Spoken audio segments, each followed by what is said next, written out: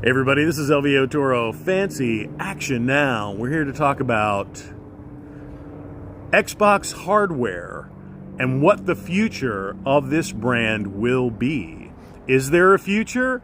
Yeah. Is there a future for in-house hardware? No. Xbox hardware was produced as a response to the Sony PlayStation 1 and 2, the phenomenon that was those consoles. Because what Sony did was, Sony didn't go to Microsoft and say, will you please provide an OS? They developed their own OS, which is urinating on Microsoft's lawn. So Sony, they created hardware with their own in-house OS. So what Microsoft did was they created their own hardware with their own OS. Okay? So that was Microsoft's response to somebody coming into the market with their own operating system that was actually amazing, and everybody loved it, and it's very good, and people still like it. So they're like, whoa, we have to respond to this. So they created hardware. Okay, it's not their core competency, it's not what they're good at, but they felt they had to. It was existential, and they're right in a way.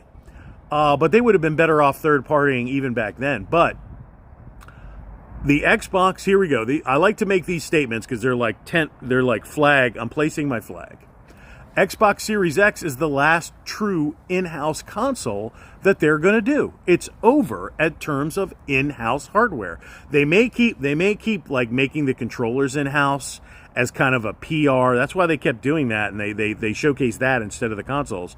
They're going to keep that, and they're going to sunset the hardware division, the in-house hardware division, and they're just going to third-party and brand it.